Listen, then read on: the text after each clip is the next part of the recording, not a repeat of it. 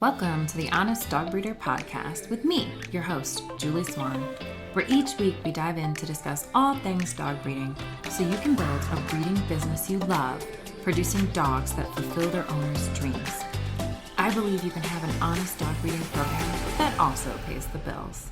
So throw those pods in your ears while you're cleaning kennels. I'd love to join you. Guys are in for a treat today. Today we have Em Breslin of The Dog Who Asked for More, a podcast for dog owners. And Em, I'm so glad you came on today. I think we have such an exciting conversation ahead of us. But tell us a little, how did you get into this podcast world? What inspired you? Well, actually, it all kind of started with, I guess, accumulation of years of experience in the animal field. And then also my dog Fitz, who was kind of like my first real challenge that I took on with a dog. And basically, I tell a lot of stories about how he has shaped me as a person and how it has changed my life and motivated me into even further parts of being involved with animal Yeah, careers. that makes sense. And you had already been in the animal world for a while though, before Fitz came in, right? It's like, because Mhm. you're not just a trainer, you're also a nutritionist, canine nutritionist. Yeah, so I was Mhm. a licensed veterinary technician for about 8.5 years. Mhm. And then I was a pet sitter and dog walker for another 8, 9 years after that. And then I started the podcast, became the dog trainer and at the same time. And I also then moved into the certified professional canine nutritionist it's just been a little over a year that I've been doing that. Wow. Yeah, I think there's just such a move for canine nutrition, but we can dabble in that in a bit. But anyway, get back to the story. Tell us about Fitz and what happened? What was so different? So it's kind of a wild story. So my neighbors, they had a dog and his name was Watson. And Watson is a border collie American Eskimo mix. It's a breed of dogs that here in Iowa they breed for farm dogs, sheep herding, all that kind of stuff because they have a little bit thicker coat to help them deal with the winters a little bit Mhm. better here because it gets so cold. And they had him and her family, bred these dogs. So they had kept him not fixed because they wanted to use him as a stud some point down the line. And they were driving home from their work one day, which was at campgrounds, and they found a dog on the side of the road. And she had been hit by a car and she had been left there. And she'd been left there for quite a significant amount of time because she was totally emaciated. Her whole hip was shattered. She was like dragging herself, off the side of the road, basically. And they stopped and they picked her up and they put her in their car and they took her immediately to a vet. And she was a little terrier mix Mhm. and she was about 25 pounds. And for reference, Watson was about 35. And they took her in and they found out like her whole hip was shattered. So they had to do a total amputation on her. And they didn't know if she was spayed or not. I mean, they didn't see a surgical scar, so they assumed that she was not, but they were afraid to spay her because she was in such bad condition. They were afraid that she wouldn't make it through the surgery. Sure. And she wasn't in heat. Well, she went into heat like immediately after the amputation surgery, and Watson got her pregnant. And she, so three little legged tripod dog, 25 pounds, and he was 35 pounds, which is backwards. It shouldn't be Well, that way, yeah, it's but not it's too not bad. too much of a size No. difference. So, But the three um, leg thing is new. Yeah, yeah, but three legs is, a little bit different. It was the right rear leg too. So it of was a little course. bit, back end, right where she's carrying the puppies. So she ended up only having two puppies.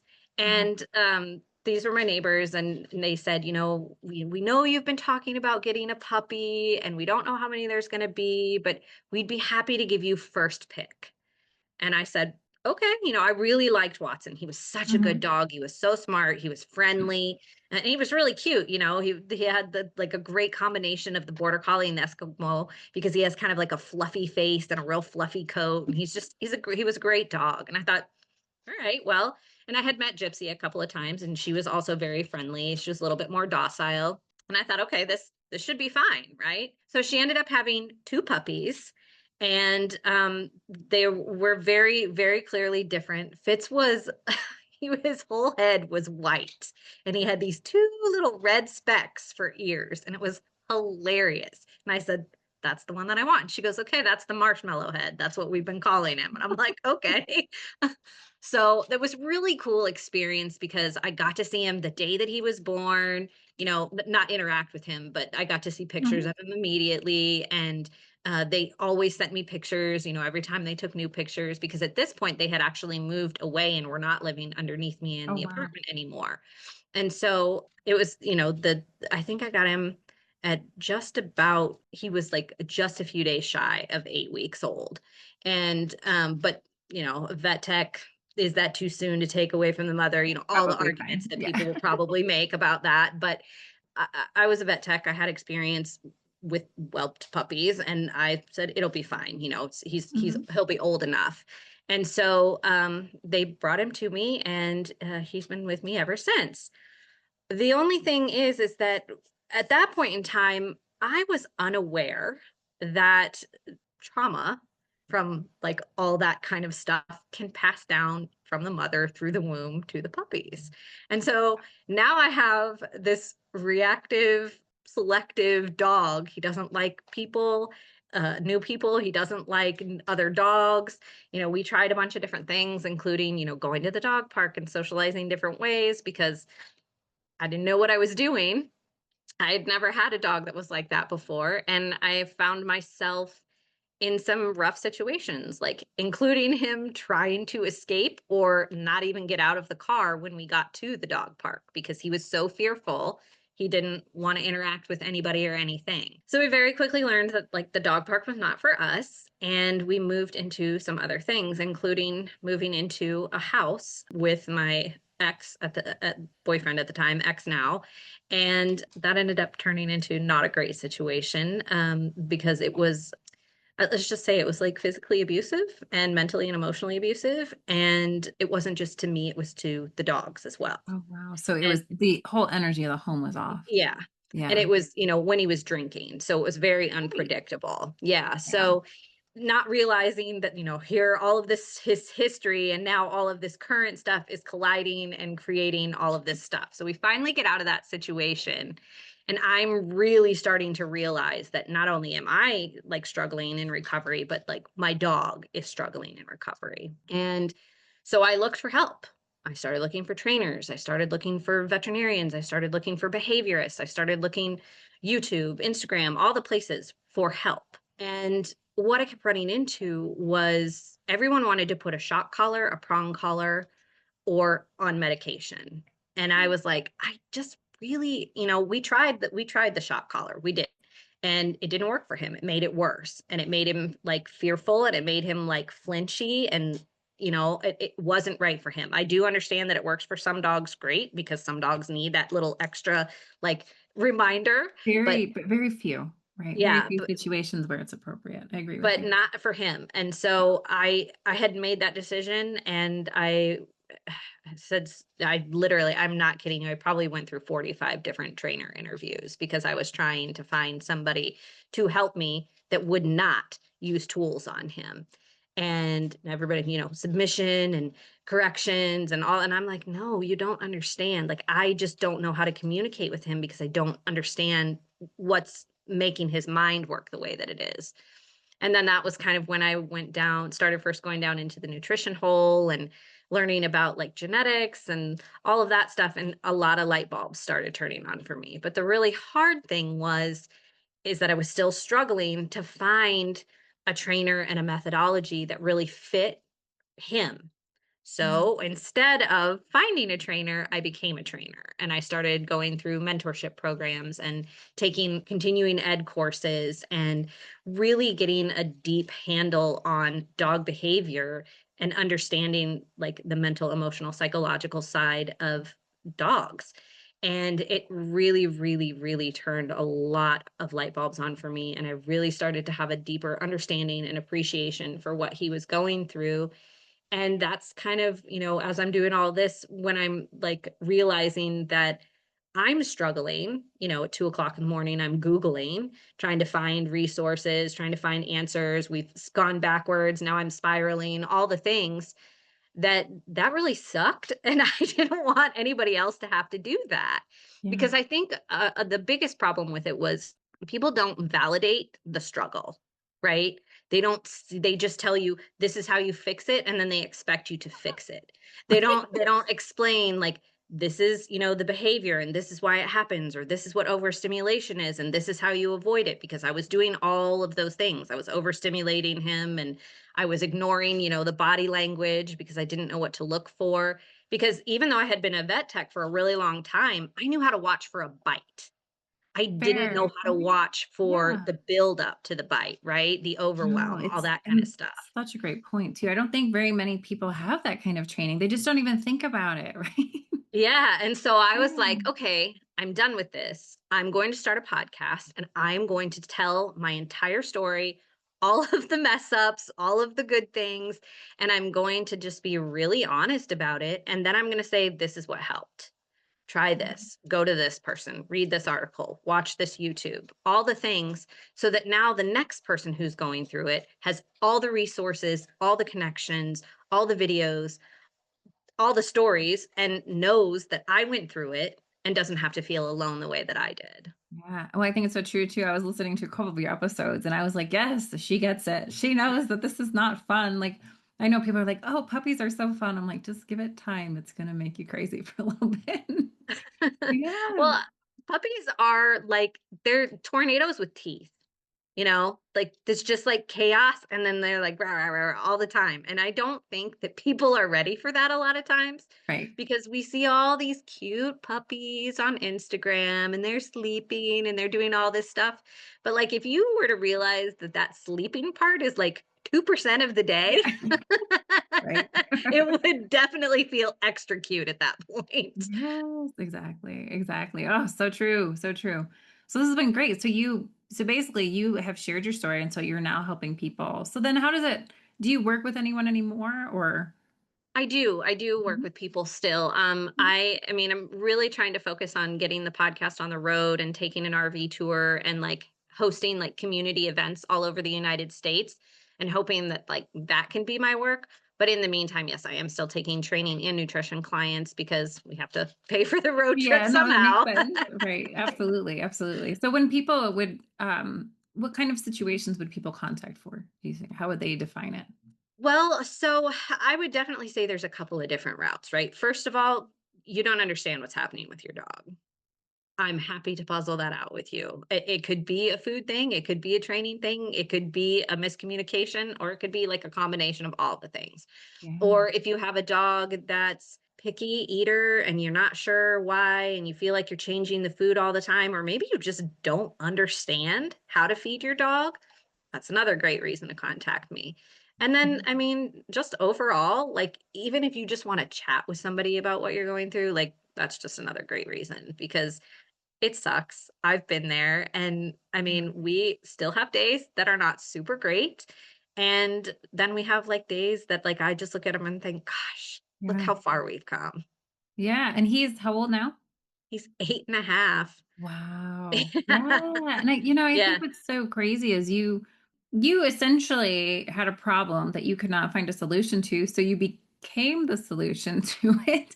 And I think like he arguably he had a good start. I'm sure the family that had him that were your friends, like I'm sure they didn't abuse or neglect him while he was being raised. And then I mean, obviously he got to you very quickly in his life, and yet here he is still struggling with all these problems. And I think it just goes to show like how much the life before they're even on the ground matters, the temperament of the mom. But then, like you said, the trauma that she endured. I mean, can you imagine the kind of hormones that were going through her and the stress hormones healing from an amputation while doing a litter? I mean, it's kind of crazy. It is a lot. Kind It's of a big crazy. expectation, and, I mean, learning that, like, this happens to humans, but it also happens to dogs, like, that transference, made Mhm. a lot of sense to me, and I actually had even, like, talked to my own mom, and she was like, "Yeah, the reason you're probably like this and this and this is because I was going through this and this and this when you were pregnant," and I was like, "'Kay, Thanks, mom. like, thanks for explaining that, like, way later than you probably should Yeah. have." Well, and I think they even say that about firstborns, right? Because it's your first baby, so you're a little bit more nervous. And I remember like My daughter's a little bit more type A than my son. She was born first, there was just a lot more going on at that time where I was like, oh, whatever, second kid. Didn't I she? was Yeah. yep, I can speak to that. I was Yeah. the firstborn. My sister is like a way more easygoing, relaxed kind of person, and I'm just like go, go, go all the time. So yeah. Yep. I know it's so funny, but no, it really matters. It really, really matters. And even when we have a very normal, not crazy gestation, it's still different for the mom. She doesn't know what's going on with her. So yeah, that makes a lot of sense. Yeah. So okay. So were you even thinking about getting a dog when Fitz came like on the table, or did you? I mean, just thinking you could have got one anywhere. Yeah, so my dog Cajun, my first dog, he was the dog that I called my heart dog, and I was like Mhm. that, he is the dog that no dog will ever live up to. And And he then was this Cajun. happened. So Yeah. but Cajun had died in July of 2014. He was just shy of 10 years old. He got degenerative joint disease in his hip and he was struggling to walk and he had been falling downstairs and it was just time. It was really Sure. hard. And I knew I had my other dog, Toby, who I still have. He's 15. He's a little Chihuahua mix. And he's my little old man potato dog. He's very easygoing. Like he had some reactivity issues too, but he'd been previously used as a bait dog.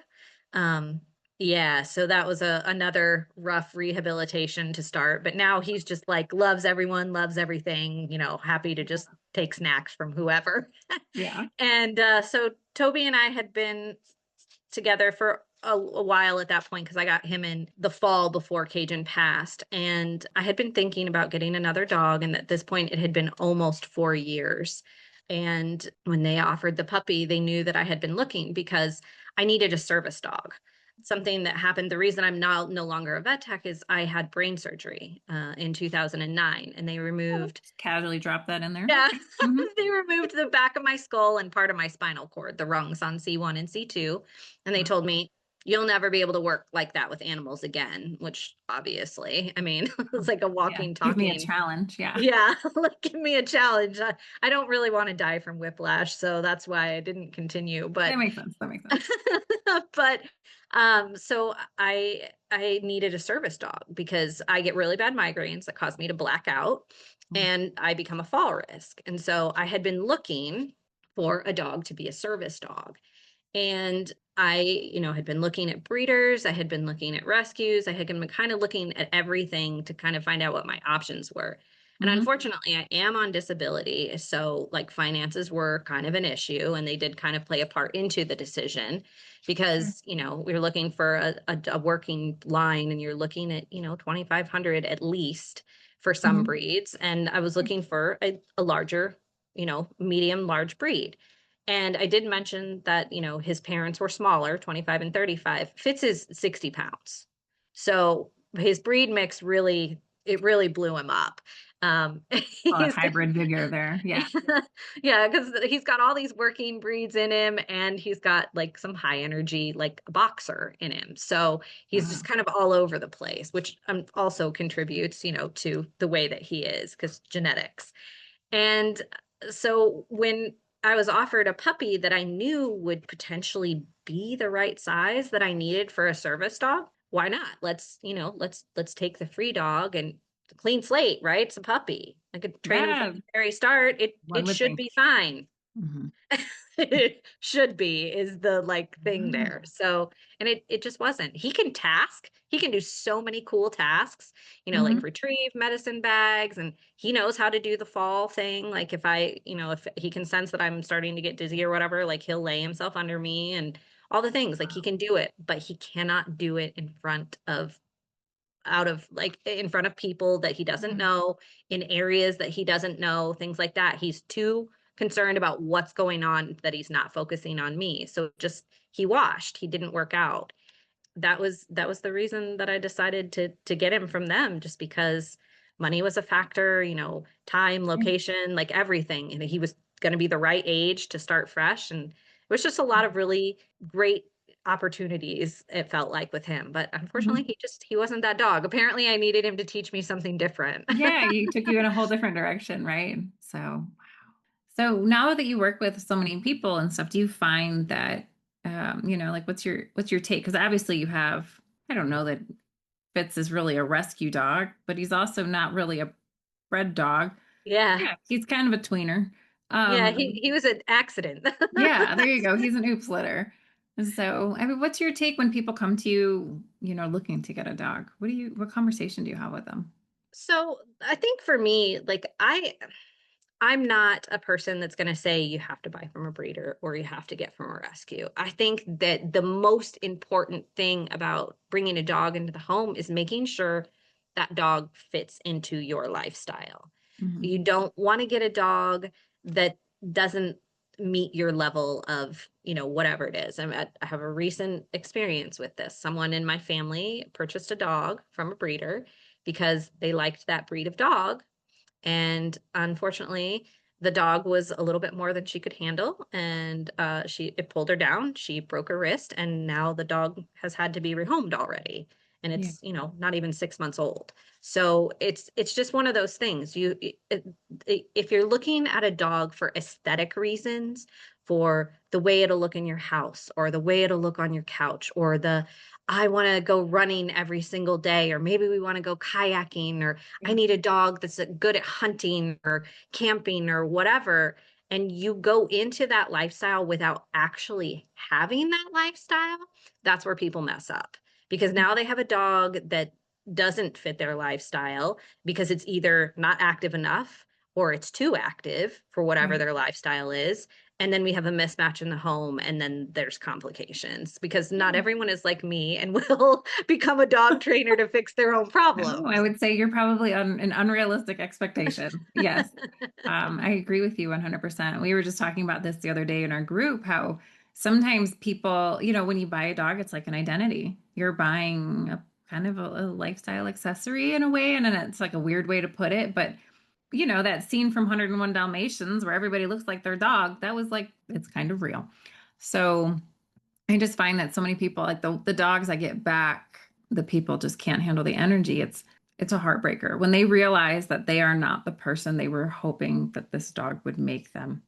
And it's just like it's hard. It's a hard one. Well, and that's something that I've really learned with Fitz a lot, right? Like I had expectations for him, like I had hopes for him, aspirations, service dog, all that kind of stuff.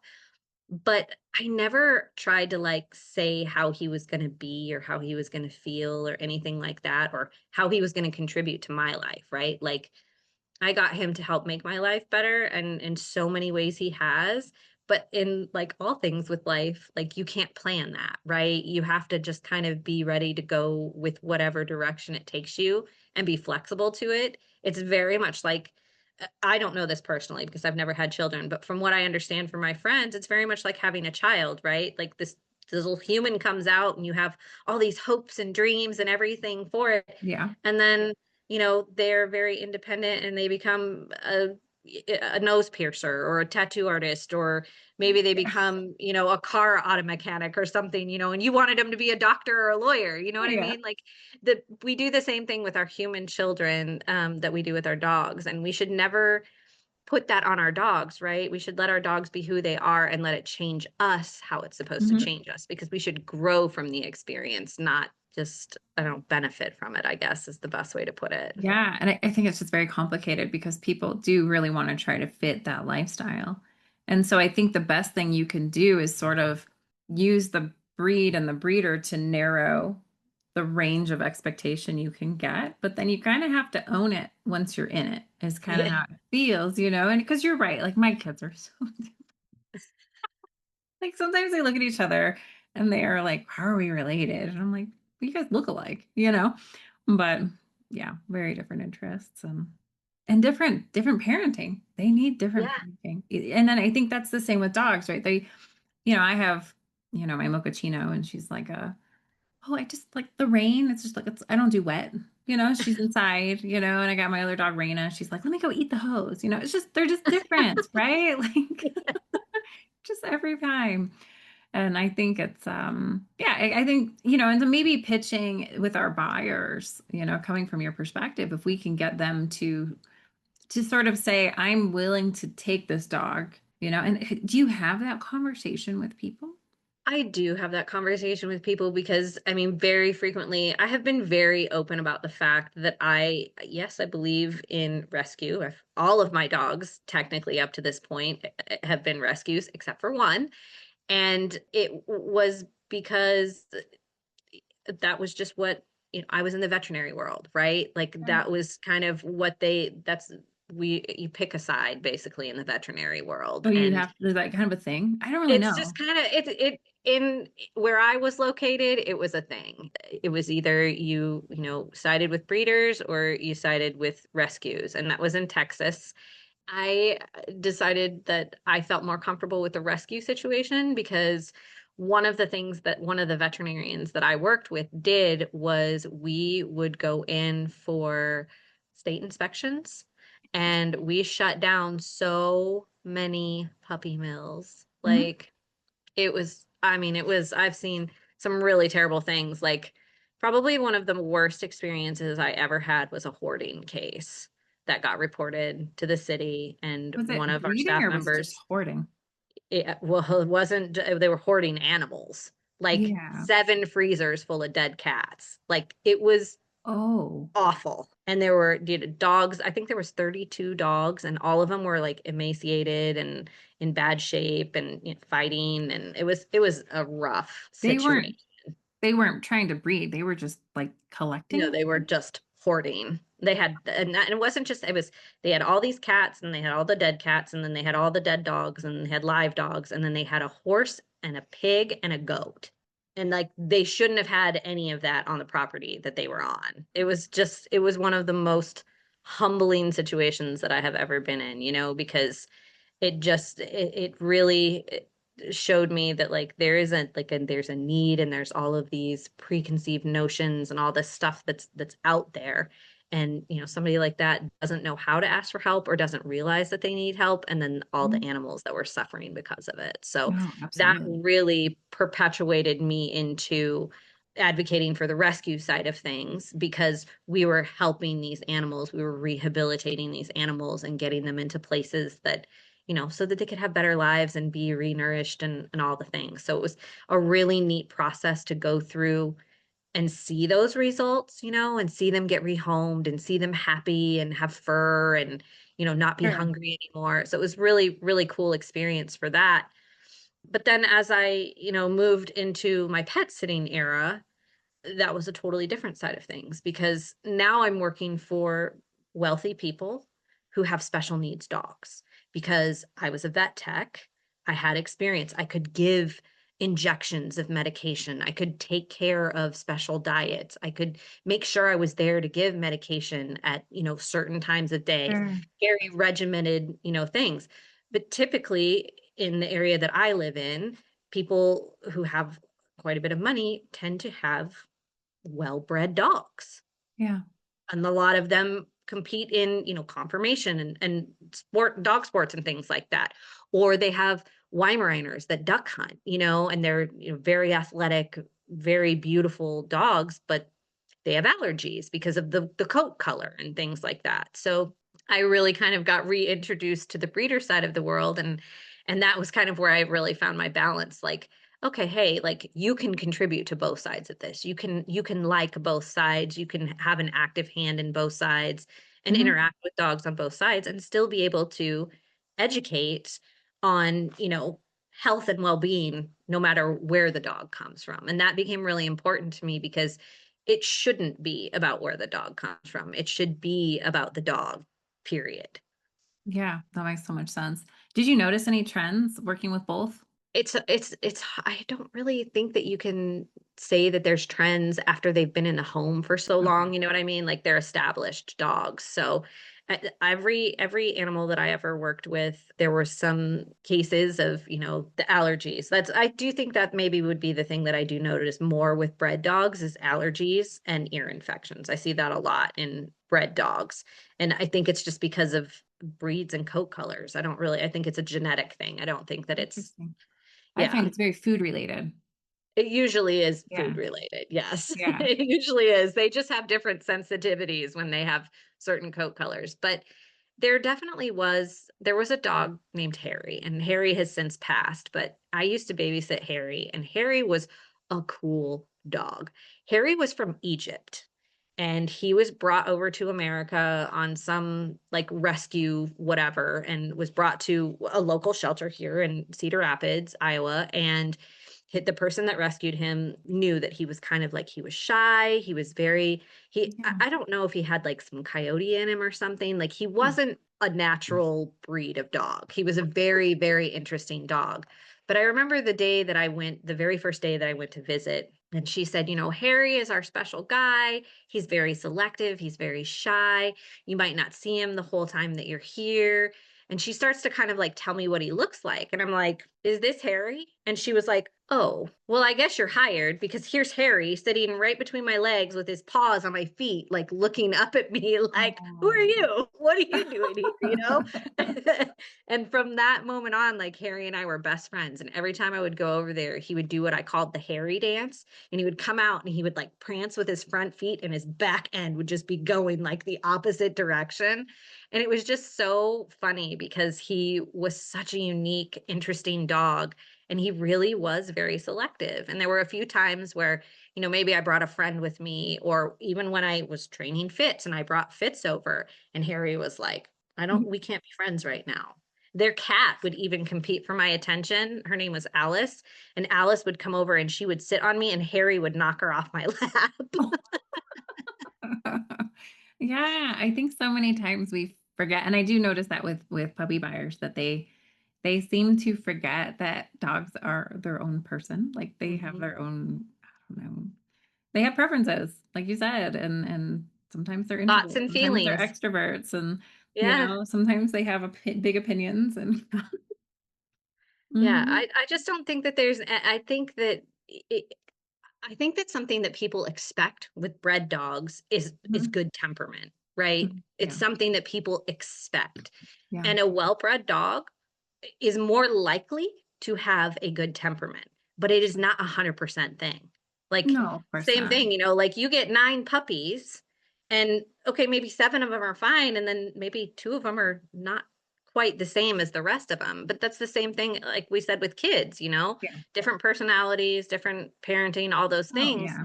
If you're looking at dogs as far as like temperament, yes, it can be a breed thing, but also, like, again, that's that personality thing. Like, every dog is gonna come out They're a little different. You might different. have Well, sometimes you'll have a litter, right? And so, I have dogs that are a little bit different in size. Sometimes my moms are like in the 40-pound range, and sometimes the studs are like 70, 80 pounds. Not a huge problem. It works. Sometimes you get like a little female, and then you have like a giant male in the litter. And so that little female, she's going to get a little scrappy because she wants the thing. If it's a toy or food, whatever, she's going to learn that she's got to fight a little bit to get in there because she's smaller. Just the same, the big dog, he's going to be like, I just walk over and do what I want. So I often notice that you'll see that like their personality will develop a little bit just based on their size, which we see in humans too. I'm short. I've been a little scrappy before. And, so I see that even in the litter, like even in utero, because the two horns of the uterus, some puppies get more or less, resources just based on location. And so that can change things. Like the first puppy born is almost always like one of the biggest ones. And that doesn't necessarily mean genetically they are, but they certainly got a little bit more resources. And, so it all plays in. And so I do think there's that flexibility. The nice thing is we can select for it. And I'd say it is fairly genetic. Yeah, it's all about how they come out, right? Like twins, right? Somebody has twins and Yeah. maybe they're identical twins, but you have two separate personalities in those heads, even though they look exactly the same. It's the same thing with puppies. You have a whole litter of them that come out and maybe they look very close to identical, but they're all individual little puppies. And so I mean, I think that's partly your responsibility, right? As the breeder to Yeah. understand the identity of each one of those Oh, puppies yeah. so that when you're interviewing people who come in that have no idea what they're doing and what they want, to help Mhm. them select a dog Yeah, that fits their life. And I think that exactly. most people just go in, like you said, with a lot of expectations and not a lot of questions, that Yeah. the right questions. And I Mhm. think that's a big, big problem with the social media aspect of sides, honestly. Yeah, I do want to get onto those questions, but I first want to mention just to a lot of times one of the biggest mistakes I see breeders making is thinking that a dog that is looks calmer, they think it's calmer, but it's actually afraid. That is a Mhm. very common misunderstanding, and I think it's just very hard. We have to watch them and be very careful that we place that in the right home, somebody who's very consistent. They just do better Mhm. with consistency and a little bit less novelty, maybe. But what questions do you wish people were asking that they often don't? Well, first, I wish that people were asking things like, what are some breed specific natural instincts that this Hmm. dog is going to have, and how can I fulfill them? Because Love that. every breed has very different like characteristics. Likes, do they like to chew? Do they like to sniff? Do they like to dig? Do they like to explore, right?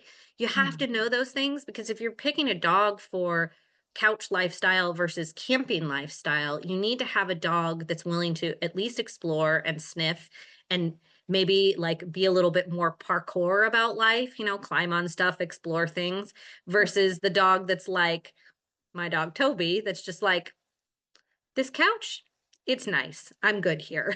Yeah. Like, Right. No, I it's so think, true. yeah, I think that's a really important thing. And then I also think that like people should be asking more about, breed traits. How does this breed connect to my lifestyle? My lifestyle is this. Does this breed fit into that lifestyle, or does this breed require something else? Because you can want a certain kind of dog. You can want a German Shepherd, you can want a Weimaraner, you can want a Dalmatian, and not live the right lifestyle for it. So if you know that you are somebody that's going to sit at home and on the weekends, and you're going to watch TV, or maybe you're going to hang out in the backyard and have a fire in the fire pit, have a couple beers, and order pizza. That's what you're going to do for the weekend. Great. But get a dog that is not a working breed, that wants to explore and sniff and dig and, go on hikes and all that kind of stuff, or hunt, all those things, because that's a mismatch right there. Like that's a failed experience right out of the way, right out of the gate, because Mhm. this dogs need certain things. And I think that that's something that we've gotten away from as a society a lot. Like, right, I see so many people getting breeds that are working breeds that are high energy, like blue heelers, um, border collies, because they're lassie dogs, right? Things like that, that people Yeah. don't understand that those dogs were labeled good dogs because they had jobs. They had things Yeah. to do. They Yeah. weren't getting into things and ripping up couches and, hiding in the cupboards and eating through tin cans of food, because they weren't allowed to do those things, or they had an outlet so that when they came Yeah. home, they were this chill, relaxed dog that liked to hang out with the family, because they got all that out during the day first. You know Hmm. what I mean? So I think that Absolutely. we forget that dogs were bred for a purpose. And when Hmm. we take that purpose away from them, we kind of give them like mental health problems. And I don't think that people understand that at all. Do you think you've seen? I feel like I see so much more of that. Okay, I'm going to tell you a weird side story. So, my husband and I took a trip down to Panama, right? We got some friends down there. So, we were just enjoying. Everywhere we go in the country of Panama, there are stray dogs. And I'm telling you, they're just like hanging out on the porch, like whatever. They're sitting outside stores. None of them looked sick. None of them even really looked wormy, which you would expect because they're like strays and they're not really doing worming there. And they were so relaxed, Hmm. so relaxed. And I just thought, huh, that just, and here we're struggling with so much anxiety. And I was doing a little bit of research on, some of the statistics on where the dogs in shelters are actually coming from. And a lot of 60% are stated to come from strays, picked up strays. And then there's further down in the article, they're talking about the anxiety and reactivity that they're managing inside the shelter. And I'm thinking, so you took a dog that was living on the street, enjoying himself, eating scraps from people who threw him out, and then you stuck him into a kennel lane, and you took away their friends, and you took away their entertainment, and now we're like, oh, I wonder why they're stressed. It's just like, and I don't think the answer is to just have a bunch of random dogs on the street, especially not intact ones running around making puppies. Like, that's probably not ideal, right? But I couldn't ignore the fact that they were happy. You can't. And I mean, there's so many debates about this, right? Like, do we bring them in off the street, spay and neuter them, and then put them back? Do we, bring them in and find special like homes for them to stay in to foster before they go to their real Yeah. homes? I have a friend, her name is Tracy, and she does a lot of work with recently with dogs that are feral, like rehabilitating these feral dogs and making them ready for homes. But a lot Yeah. of them are like younger dogs. They're not older dogs, right? Yeah. Because those dogs and that's, living in a house as much as like people don't like to hear this, our pets are captive animals. Okay? Our house is a smaller version of the zoo, honestly. Like, like all of those animals are captive, and maybe some of them are captive for a good reason. Maybe they can't live in the wild safely. Maybe they Sure. need to have, Yeah, like I'm a not like thinking the pugs are out there hanging out with the grizzly yeah, bears. I get it, yeah. right? Yeah. No, like the bear can't live in society because maybe it's missing some of its teeth, or maybe it doesn't have an Sure. arm or something like that, right? And we've rehabilitated this bear and it lives in captivity because otherwise it wouldn't survive out in the wild. But also, that's how nature works, right? Like survival of the fittest is a thing. Yeah. And if we take all of the animals in and try to save all of the animals, we have a big problem, and we're human, so we want to fix things, right? But like this is a natural course of events that happens throughout life, so we can't fix all the things. And Yeah. now we've tried to do that with dogs, and look what's happening. Millions of dogs are dying in shelters every year because we're trying to save all of them. And unfortunately, there aren't enough homes, there aren't enough people, there isn't enough people that have the right mindset and mentality to help dogs like Fitz or Yeah. even Toby when I first got him get through some tough stuff because it's Mhm. hard. It's not No, easy. it's It's true. stressful. And people don't talk about that part of it either. No, it's true. I mean, I was thinking while you were telling the story that if Fitz hadn't found you, he very likely would have been a dog somebody sent back to the shelter, especially if the family moved and you couldn't get a hold of them or they was too far away. Absolutely. Or just randomly rehomed off of Facebook, right? I mean, it could be just a disaster. Yeah. And I would say that you are still the ownership exception. Like you are not standard of what's going to be found. And it's frustrating. And then you think too, like you were in a financial position that you were because of it, because of what happened. And it wasn't your mindset that puts you there. But I think when you get into a mindset where you can't afford things, you're also tend not to be the person who's maybe doing all the research or maybe who isn't going to invest in the food or the nutrition. And now we know that that adds to the problems, right? The wrong nutrition can create anxiety. So there's just like this whole bunch of things. And I think one of the things I was looking at the other day is this lady was like, dogs are not affordable if they're bought from breeders. And I was like, well, is that like a requirement that we need to have affordable dogs? Like I thought it was kind of they're not like a utility. Well, they're not, but also dogs used to be more affordable from rescues. Toby was a free dog. There's a whole story behind that, and we won't get into it right now, but he ended up being free from a rescue. Mhm. And previously he'd been priced at $30, but because of the situation, they gave him to me for free. And Which that really wasn't free, right? Like right, that it was wasn't work. free, right? Because of Yeah. the situation. So Right. You're gonna but pay for it one way or the other. Yeah. and Fitz also free. My dog Fiona, who was with my dog Cajun, also free. Cajun was a rescue, and I think I paid when I got him, it was 2004. I think Hmm. I paid $50 for him, and I got a bag of food, a kennel, dishes, Wow. and blankets with him. And he came from a PetSmart Charities. That's Hmm. nothing, right? Right. $50. No, But nothing. I also think that like inflation hasn't helped anybody, right? So now you Sure. rescue a dog and it's anywhere from like 200 to $500. And Hmm. where you used to pay maybe 200 to $1,000 Sure. for a bred dog, now you're paying, two, three, four times that because that's how the economy works. And I also Yeah. know that like another thing that people don't discuss is you guys do testing, you pay for food, you pay for the mom to be vaccinated, wormed, and then you pay for the puppies to have first vaccinations and dewormings and Sure. like all these things. That costs money. It costs money Mhm. to breed puppies and bring them into the world. So of course you have to charge more than a rescue would charge because you're paying for things for multiple puppies at a Yeah, time. and also our availability, Yeah, we're here for support, but if we are working 40, 60 hours a week in another job and trying to we're not doing a service to anyone. So we have to make some money so that we have time to be there for our people and our dogs, yeah. obviously. Yeah, But yeah. absolutely. I just think that there's a lot of behind the scenes things that people don't think about, right? And I also think that that's why the price of rescue dogs has also increased, right? Because they have to pay for things. They can't rely on donations all the time to cover everything. And Mhm. they have volunteers for a reason because they have to spend all the money on the facility and the dogs. And if they Right. can't do that, the rescue can't operate. So we Mhm. have to raise prices to accommodate things because Yeah. that's how the world works, unfortunately. Yeah. And I guess I just don't feel like I know, for some people, $500 is not chump change, I know. But I also think if that's a stretch, then if it's very important to you, you will put your mind to it and do it.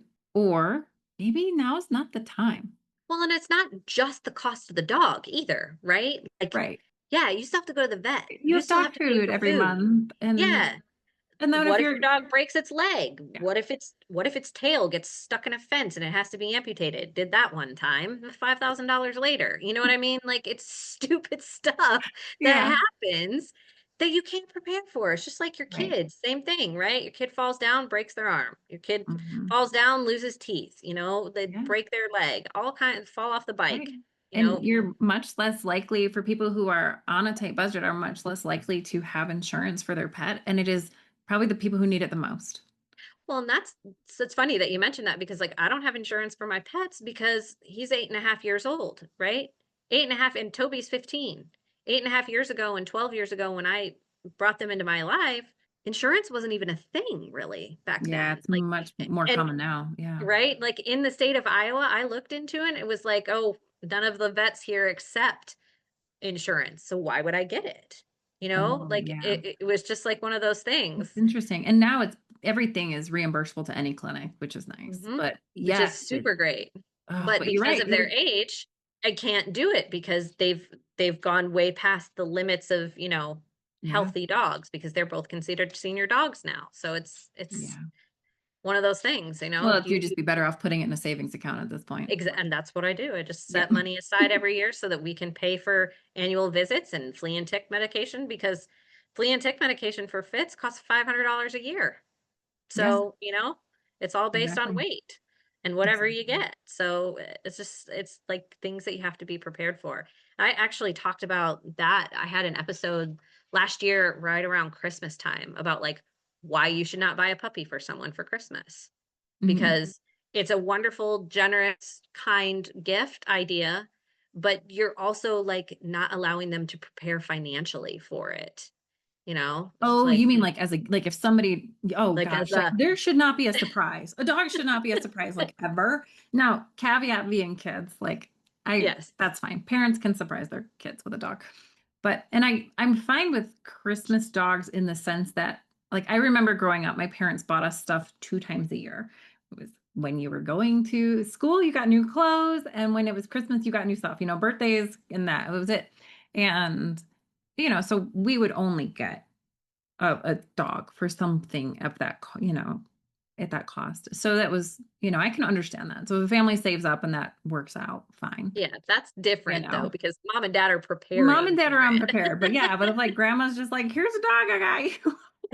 Yeah, not a good idea. Yeah, no, you Yeah. kind of need to make sure people in the house know. That's why I'm always a little weird too. And they're like, I want to get my wife this. And I'm like, have you talked to her about it? And we should talk about it. Yeah. There's a show that's came out like last year and they just released season 2 of it. It's called The Pit and it's on HBO Max and it's about like an emergency room like post COVID and all the doctors Mm. like, having post traumatic stress because of it and how they're Oh, dealing with wow. things and one of the one of the doctors is like, "Oh, yeah, I got my wife and kids a puppy." And the nurse looks at him and she's like, "How awful are you? Like, were you thinking about your wife having to like juggle a puppy on top of your kids?" And he was like, "Oh." I was like, "I can't believe they put that in a TV show. That's That's kind pretty of awesome." funny. Yeah, that's pretty good. Yeah, speaking of COVID, have you noticed things changed since COVID with people? Like with dogs, what have you seen? I think that the COVID puppy thing is very real. I think that there were a lot of people that got dogs while they were home 24/7, Mhm. and it was great. It was great for everybody, right? We emptied out a lot of shelters, everybody had homes. It was great, but people didn't prepare for what would happen if life went back to the way it was before COVID. Yeah. And those dogs were not set up for success in those homes. Yeah. And we have a lot of dogs that have anxiety and stress because of it. And then now we have all these people that feel guilty about using things like kennels because their dog was never in one before. And how do we teach Right. that? And he screams in it, or he tries to break out of it, or he got his nose stuck in it because he bent it in half, all kinds of different crazy things that happen because people think, the dog should just behave. I think that's the biggest problem, right? Like the dog should just do what it's supposed to do. But your dog is a dog. It doesn't understand Your human, right? expectation. Yeah, it doesn't Yeah. understand like we expect you to lay on the couch and be quiet. We expect you to not destroy things when we leave you at home alone. We expect you to not eat a hole in the wall. Things like that. Dogs don't know. Dogs are just doing what their little brain thinks is the solution because they're dogs. Like they Mm. don't have the same rationale or thought process that we do. Sure. They don't have the emotional capacity or span of emotional capacity that we do. Plus, they also don't have like guilt or jealousy. Like that's just not a part of how dogs function. They're not spiteful and they're not mean to be mean on purpose, right? They're just dogs being dogs. Dog brain is very different than human brain. And I think that so many people get frustrated with their dogs because again, like they just expect them to do the thing. They buy a kennel, they put their dog in the kennel and then they leave for 8 hours. And they've You're like, never put their dog in that situation before. I'm sorry, I would freak out if you locked me in a small little room too. I'm just saying, like, how would you like it if I did to you what you just did to your dog? Like, I think that a lot of people need the finger to be pointed back at them sometimes. So yeah. And there's a way to do it, right? There's a way to there build a nice there's a way to do association. This it. can be fun. Yes. Time and consistency, make it fun and, make it enjoyable and make sure Mhm. that like when you get home and they've been really good, that like you make that a big deal, like that you should always be the funnest thing in the room. That's advice that a mentor gave me in one of my dog training programs. And it is so true because your dog is more likely to happily comply to pretty much anything if you are the most amazing thing 100% of the time. Yeah. And That's it's so true. easy to do if you're just consistent and patient. So I think that COVID hurt dogs in a lot of ways just because I think it broke down a lot of our day-to-day life and that, again, consistency, right? We're home every single day, 24/7. We don't go anywhere. People don't come over. It's this is our life. We live in this box, Mhm. right? And then when things kind of started going back to, getting out and exploring and going back to the office or being able to have friends and family and things over again, the dogs were like, "What is happening? What is going on here? I've never experienced what now there's 17 people here and we've only ever had 3 before. Like, what is going on?"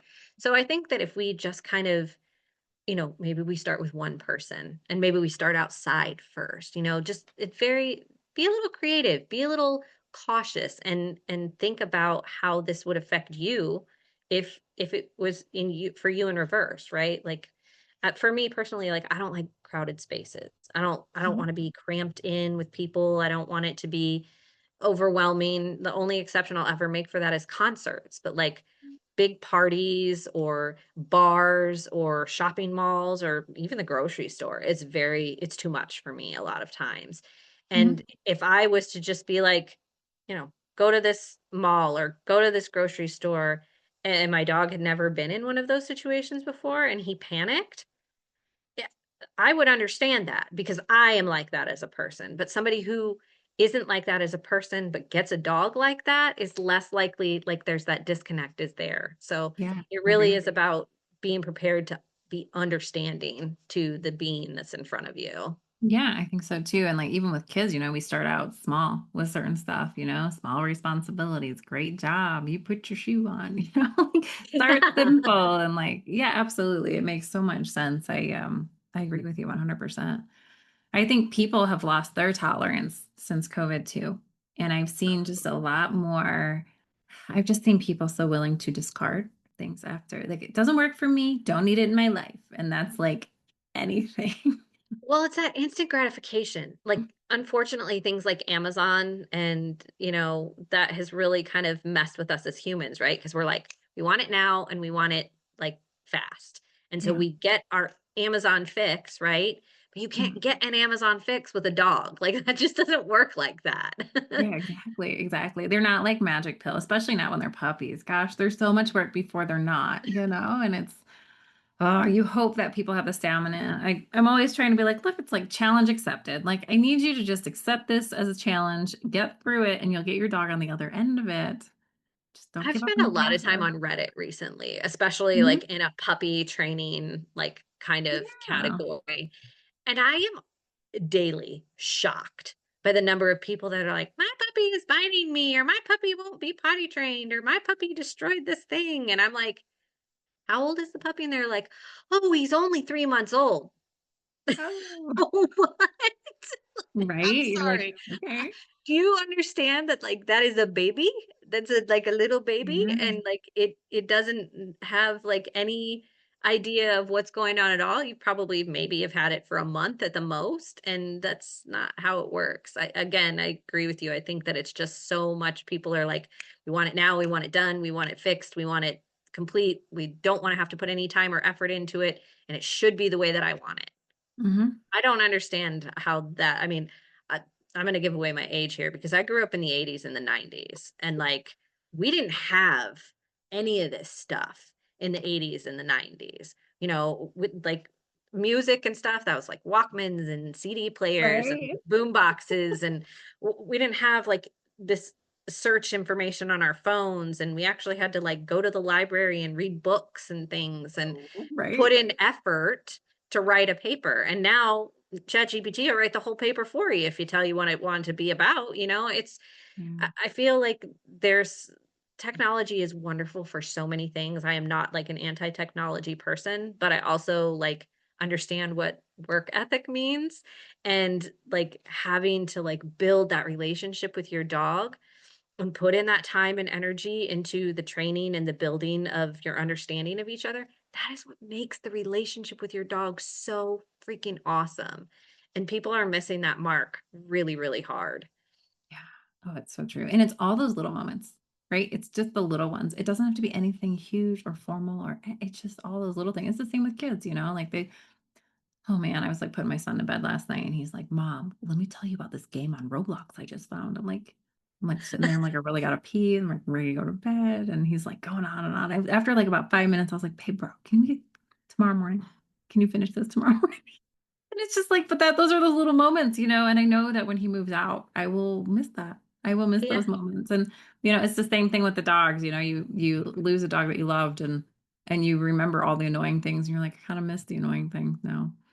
Yeah. But you have to build that relationship with them. I think relationship based everything is just it makes everything more rich and vibrant and fun and enjoyable. And it's work. Yeah. Well, It's not work. something that I wish people would do too is when their dog is like misbehaving. Let me say that in like air quotes here, misbehaving. Instead of saying my dog is being bad or he's not doing what I want him to do or they're misbehaving. I want you to look at yourself and I want you to say, what am I not giving my dog? Mm. Because your dog is acting the way that they're acting because they're not mentally, emotionally, or physically fulfilled. Maybe it's a combination of the things. Maybe it's one specifically. Maybe it's maybe their stomach is upset because of the food that they ate. Before we started this podcast recording, I put my dog in a red and infrared light therapy jacket. I gave him an interactive game to play with. And we also played this game. It's called Your Dog is Bored. It's a card game, and you pull it out, and it's like a random, like, enrichment card that gives you a game to play with your dog. So we did a little bit of training with that. We did an interactive puzzle game. He had his red light therapy jacket, and then he got a chew. And where is he? He's asleep. And before, he was back there asleep. He's chill. He's letting me do what I need to do.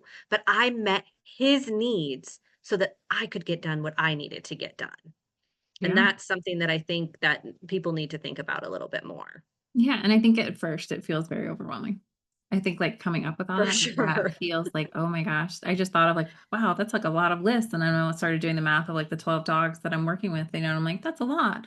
But then I also think, no, because once you have a system, like, my dogs have an interactive backyard and each other and all kinds of things to chase and bark at and do the thing that they do.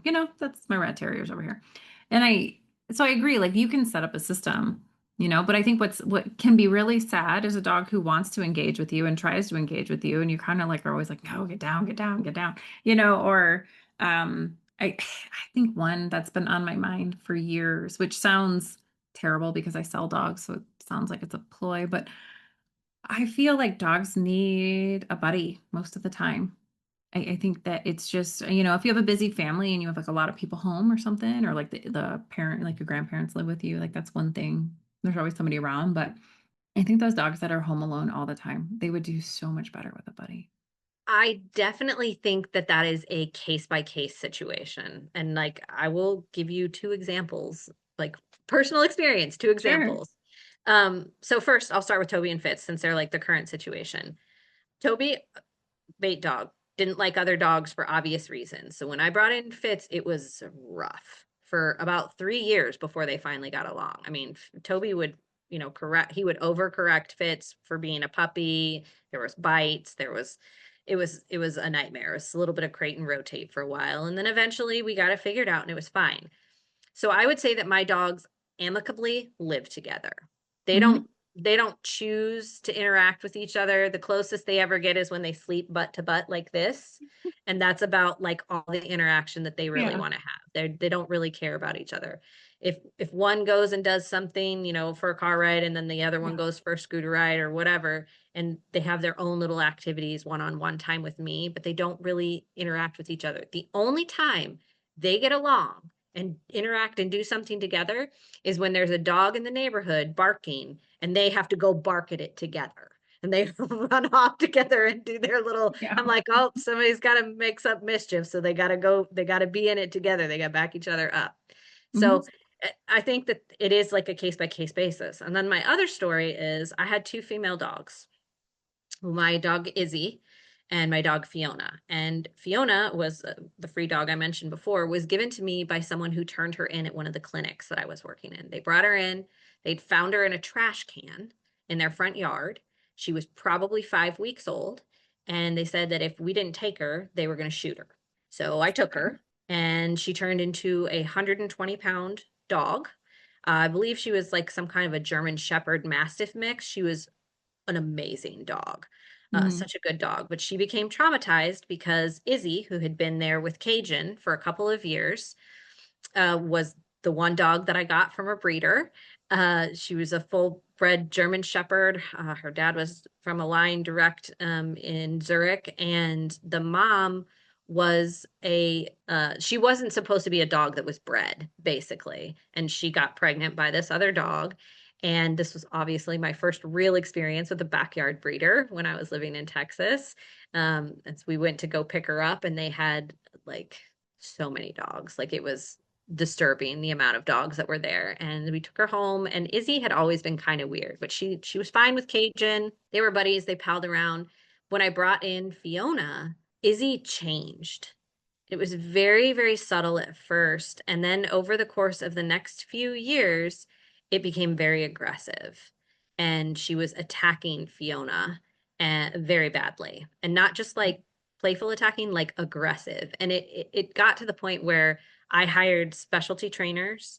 I even hired like a military trained professional who worked with police dogs in Dallas to come in and work with her. And nothing was working. And what I started realizing was that like something was not right with her mentally. Mhm. I do believe that she was probably had idiopathic aggression that was undiagnosed because her eyes would just go black and you could Yeah. not like reach her. It got to the point where we were living a crate and rotate life for a really long time. And then 3 months after I had my brain surgery, my ex-husband was traveling and there was a miscommunication between me and my oldest stepdaughter, who was 14, and Izzy and Fiona clashed and Izzy had to be put down, and Fiona had to have emergency surgery because her entire throat had been ripped open. While I believe that there are dogs that do like companionship, I also am very cautious about how dogs are introduced and whether or not it's a right fit. And I do think that there are dogs that get put in situations that are not fair to them. And then Yeah. there's conflict in the home and people don't know how to deal with it. And now we have more dogs in the shelter because of that, because we Mm. tried to force our dogs to be friends. So, but I don't think that there's anything wrong with the crate and rotate lifestyle. I don't think that there's anything wrong with giving our dogs breathing room and distance from each other, or, letting them be friends if they're friends. I just think Mhm. that you have to be really good at reading dog body language before you bring a second dog into your home. And that makes sense. I think what I find is my dogs, I find dogs are a little breed preferential, right? My GSPs, if I got two running around in the backyard, they're going to play with each other all day. They'll completely forget that the rat terriers are there. But if there's one GSP and they're running around with the rat terriers, they'll all play together, no problem. It's just like there's like I noticed it with my chickens. The red chickens hung out, the yellow chickens hung out. I mean, it was like a thing. So, anyways, I see the very same thing here with my two breeds, and it's funny to me. But I have noticed that when you get a dog too far apart, the second dog too far apart, that's a big problem because now they're like, why did you bring in an annoying thing? And they have Mm-hmm. no tolerance for it. So I found like the threshold is about 2 to 3 years. Mm-hmm. The dogs are about 2 to 3 years apart, then they're like siblings. Anything else, and it's like, ew, annoying little brother, And so like I find that I have found, and it could just be my breeds, more so with the GSPs, they male and female pairs all the time. Great, great, great, no problems. But two males, hit or miss. Two females, hit or miss. Not always a consistent. So I try to just place males and females, and I usually stagger them 6 months See, to 2 years. personally, I've had better experience with males and males. And the male female combination is generally fine. But every struggle that I've ever had, specifically with training clients, Yeah. is two females, almost Yeah. always. Yeah, and Almost always. it's not always a perfect fit. But like I have Mm-mm. my two girl rat terriers that, they're just like, inseparable in the house. Well, Just I like do have to hanging say there out. is something about GSPs. I mean, I grew up with one. My grandparents had one Mhm. when I was younger and loved him, but they just their personality is just so like they're kind of derpy, right? They're just like, okay, we can do whatever. We're happy to Yeah, they're play. pretty okay with everything. Yeah, They do get like driven and irritated with some stuff. Like I yeah. have some lines that are like, "You're being stupid. Why are we doing this?" Like I get that. They're my favorite Fitz's lines, only but friend was a GSP. His only yeah. friend ever was, well, it was two Aw. actually, because my friend had two, an Yeah. older one, and then they got a puppy, and they were both Fitz's friends. So it was two GSPs, which I think is so funny that They're that was the only usually, breed. yeah, they're really good, but they can be a lot.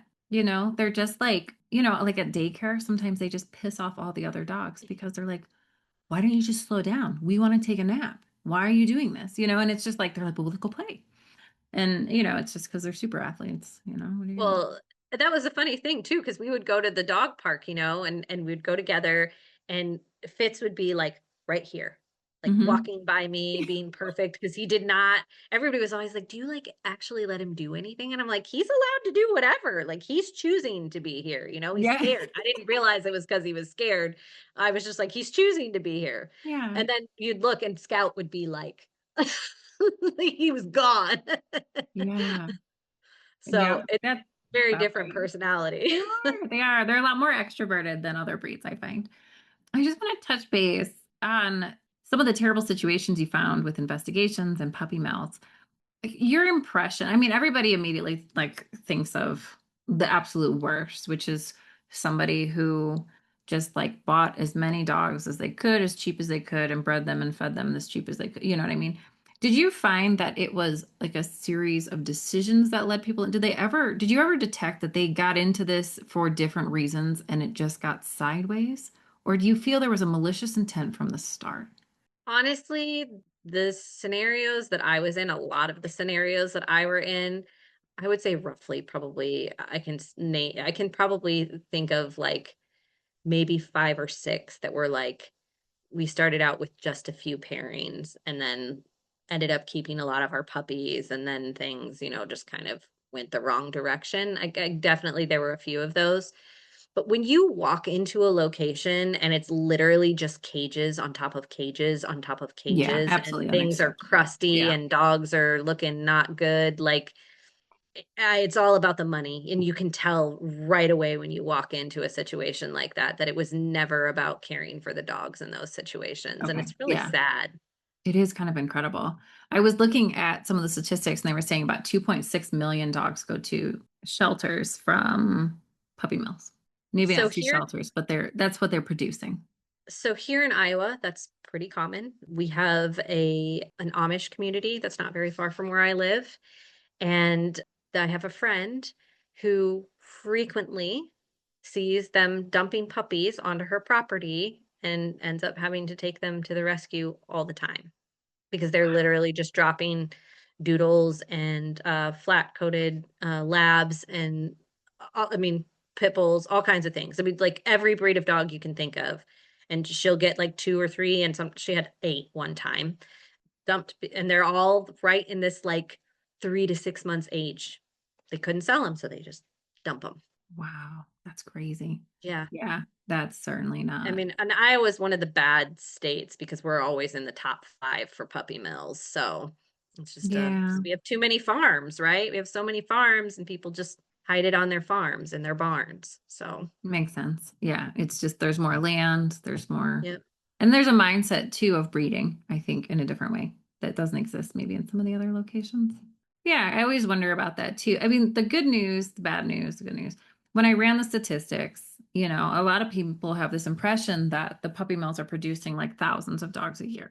And each one is really not Yeah, that many, which I guess I felt like a little bit of relief. But at the same token, like when you take out one, you're only taking out probably about 200 dogs from the statistic a year, which is good, but not great. So yeah. it is kind of hard. I think what's really hard is you want to tell people like don't buy from them because that won't work.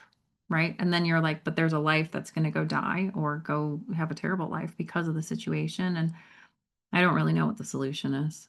I don't really know what the solution is either. I mean, feel like if there was some kind of way to permit, like if you had to pay for like a license and then there was like a fine or something, if there was some Yeah. kind of checks and balance system where people could, come and like look at your facility and make sure that it's Like not I the feel like barn full that's of pretty cages. normal. It's pretty Yeah. normal. Now I do have a couple breeders, which biosecurity is a concern. And so then that becomes another issue. But Yeah. anyway, that's a side conversation. But I also think too, like if we know that spay and neuter is better to wait, better for general health, immune system, joint formation, all kinds of things, then I don't think it's fair to force spay and neuter prior to sexual maturity, which means you're now going to have a situation where you have potentially intact dogs. And I have to talk so many buyers through this time. Like, they're like, well, she's in heat. And I'm like, well, it's almost time, but it's not time yet. So let's get you through this, and we talk about those things. So because we would have to wait for spay and neuter, then we have to go through a period where we can produce puppies. And this is our high risk probability. Now, of course, as a breeder, I'm always talking people through that. And I think most of the breeders I work with are doing the same.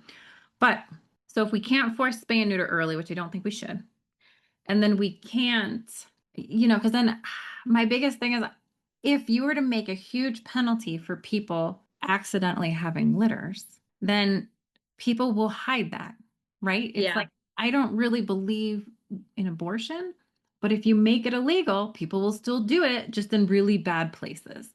And so Hmm. I think it has to be legal and we have to address that at the beginning when our kids are young and say, hey, look, let's not put ourselves in this situation.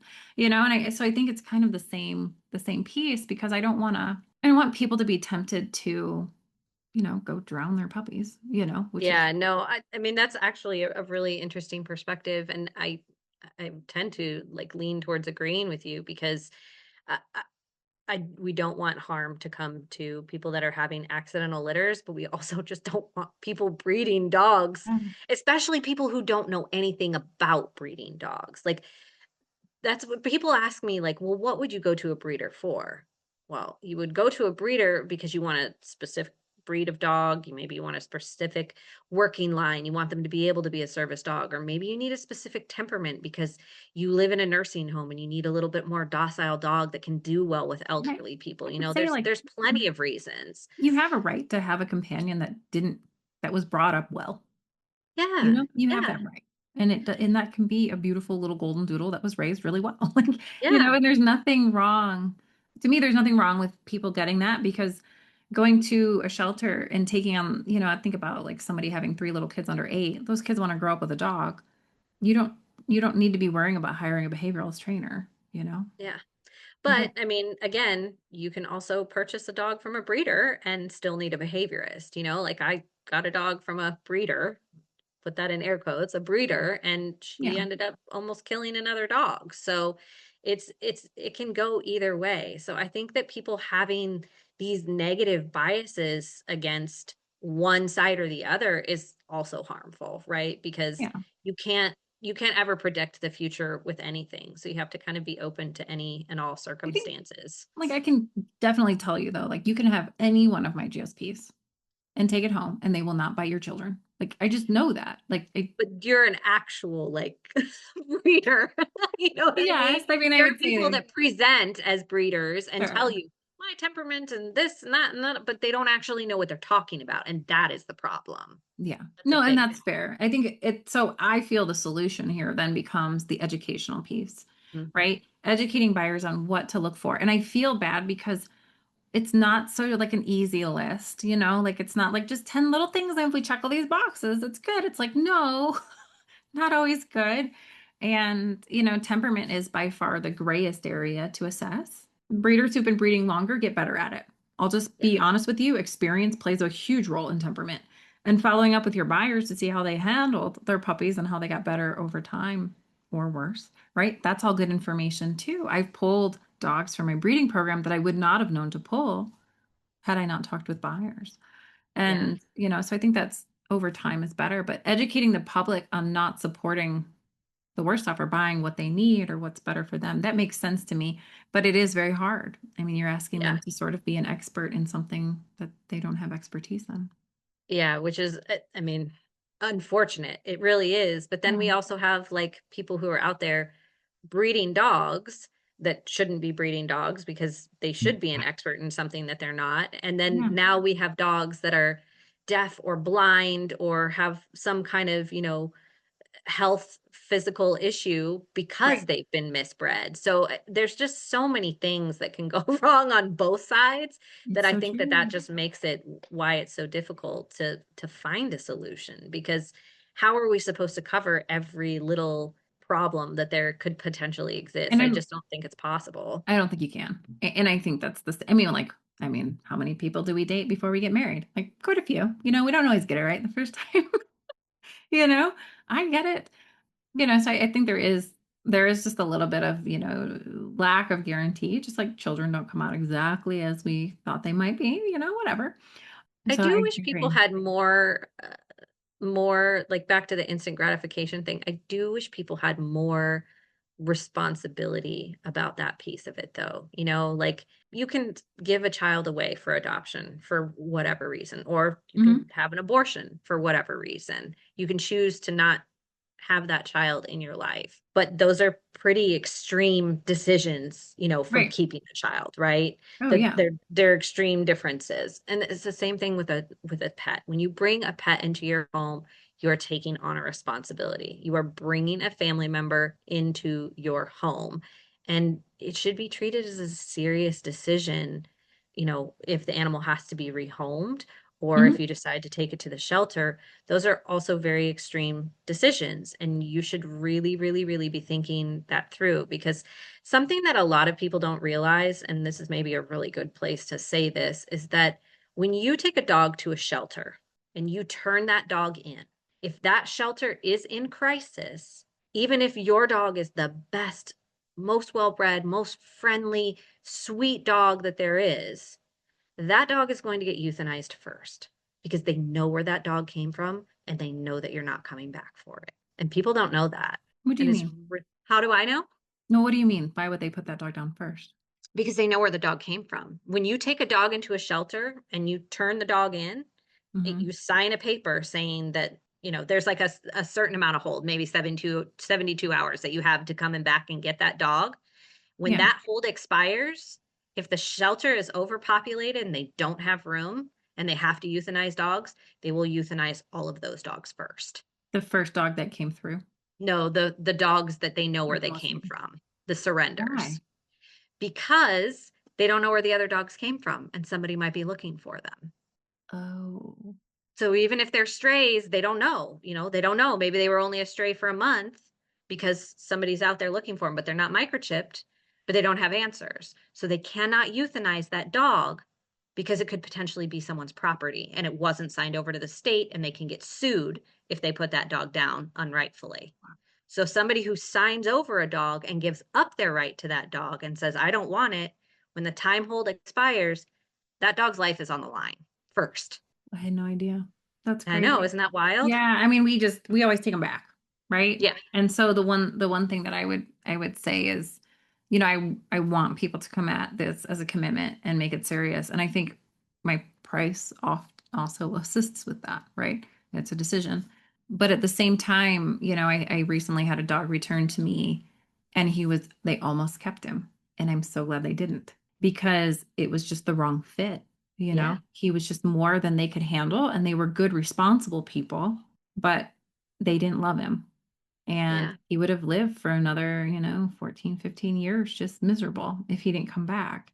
And so, I know I'll be able to put him in the right home going forward. It's just, full personality developed, right? And people sometimes pitch themselves as a little different, than what they actually are. But I just find it interesting that, it's scary. To me, it's it, never really acceptable when a dog comes from a breeder for it to end up in a shelter or rescue. I don't think yeah. it's real No, I ever. definitely think that, if it's a breeder dog, it should definitely go back to the breeder because if it is a reputable breeder, they will always take the dog back. Yeah. Like every breeder that I've ever talked to that I've, enjoyed the conversation with always takes the dog back. Like that's just part of like their contract. And I Everything. love that. And I think that that's why that's the same way at like at rescues, bring the dog back. But the problem is that I've also heard the exact like opposite horror stories where I have a friend who works in the rescue and she said, I was sitting at the desk, we rescued a dog out, and an hour later they came back in with the dog and said, I can't get in the car. I don't want this dog. And they just left, Yeah. you Yeah. know? Why didn't you come in and ask somebody to help you? Mhm. Like you were out there struggling for an Yeah. hour. It's like if they couldn't even figure that out though, and then Yeah. they're going to go home, and how is that going to go? I think Yeah. there are so many dogs that are like just essentially like left out in a backyard. Here's some food every day, and it's just not enough. And I think a lot of times in rescue land, that's more or less successful, right? Because it didn't come back. I mean, yes and no, because then when the neighbors call because the dog is being abused and they get the dog back anyway, you know what I mean? Mhm. Like, I think it's like one of those catch 50/50s. Like, either way, and I think that, a lot of people say that it's so hard to rescue a dog. And I'm really glad to see that like rescues are kind of changing some of their philosophies and policies on Yeah. ha- do you have to have a yard or do you have to da da da? But I do feel like some rescues are doing a better job of trying to educate people and say, what is your life like? Like, I know that you like this dog, you think this dog is cute, you had a great time with them in the play area, and it got along with your kids. But that time, how much of that time are you actually able to give that dog? Because the dog does need da da da da da, whatever. And I think that rescues are kind of like getting on board with that a little bit better, and at Yeah. least the ones that I've have experience with, which is I think really good and will That's hopefully good. help contribute to dogs staying in homes. Sure. But I also think that like it's the same thing with people who purchase dogs. Like they come in with a certain mindset, they present differently, Mhm. they falsify their life a little bit because this is the life they want, not the life they Yeah. have. And then they get home and they have this dog, and then the breeder or the rescue gets the dog Yeah. back because it isn't a match. So I also think that that is a mental state of mind thing that we need to like flip with Yeah. just It people. It makes sense. I think that yes, it would be best if the owners came in with a little bit more understanding for sure. I think that is the ultimate solution. And then as breeders, our job becomes a little bit more understanding how to ask the right questions in a disarming way so we can get honest answers and lead them to the conclusion themselves that they're not Yeah. a good fit for the dog. And, that's absolutely fine. And I don't mind telling people no. And yeah, it's Well, good. for the preservation of the dog's life, like saying no, I think that's kind of part of your job. Like that's how I personally feel Yeah. about it. If I came and I applied for a dog and you were like, okay, like ask me all these questions, whatever. And I came in there and I was like, I want a GSP. That is what I want. And you're like, you can have a terrier. I'd be like, oh, okay. Like Yeah. that would maybe be a little bit difficult for me. But if there was an explanation for it and a reasoning for it, then, like I think that people would maybe be better understanding, like, okay, I yeah, I I can do. see where this is a better fit. Yeah, I've had like I had a girl, she had a 1-year-old recently single, right? Divorced. And she's like, I just think like a German short hair is gonna be like the perfect dog. And I'm like, no, you know.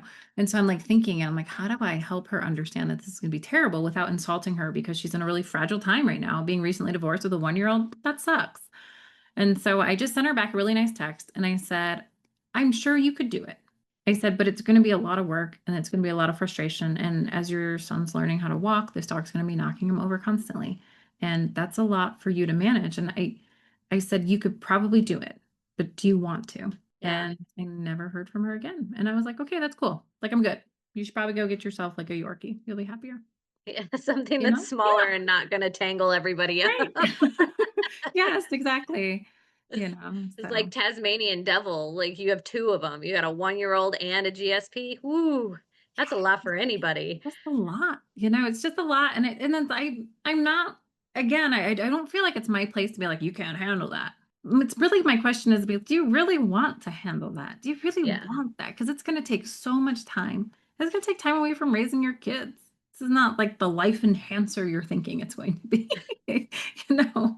And Well, I think that's the thing too, right? Like we get dogs for companionship, right? And there's nothing wrong with that. Like right. dogs are companions for a reason, right? Because they Yeah. like hanging out with humans, they like snuggling with us, they like, whatever. And they are mood boosters in a lot of ways, but also they are stressful. They are so stressful. There are days we'll be having a perfectly good day and everything will be going fine. And then something will happen and I'll be like, like stop, breathe, like take a minute, Yeah. like we were doing so good. I mean, if I still have days where, I get mad and I know all the things, like, right? Like I know Right. all the things. I know that this is why behavior happens and I know that this is why they act a certain way. And I know, maybe the food last night was different and he's adjusting today or whatever. I know all of the contributing factors and I still get frustrated and I still like cuss at him Yeah. and I still, all the time like just Yeah. gotta yell about it for a minute or, Yeah. go for a drive by myself or Right. something. Like that's something that like I'm a part of a group. It's called Handlers and Humans. And it's also something that I teach on the podcast is that like the mental and emotional well-being of the human is so important because if Yeah. we are not emotionally regulated, if we are not okay and confident and like willing to like put all this time and energy and effort into the thing, but then also like put the time and energy back into ourselves, Yeah. that's a whole different recipe for disaster. And I Yeah. don't think a lot of people realize that like sometimes you need to get that massage. Sometimes you need to go for a cup of coffee by yourself. Sometimes you need to go Yes. sit in quiet at the mall or the library or whatever and just Hmm. take 2 seconds for yourself because if you don't fill your own cup, you cannot fill others. And that's just the Oh, truth. I agree with you. And then having people come to the understanding that there's like a fine line where a dog will be either a net positive or a net negative in your life, Mhm. right? And our goal is to get a dog that its default state leans net positive.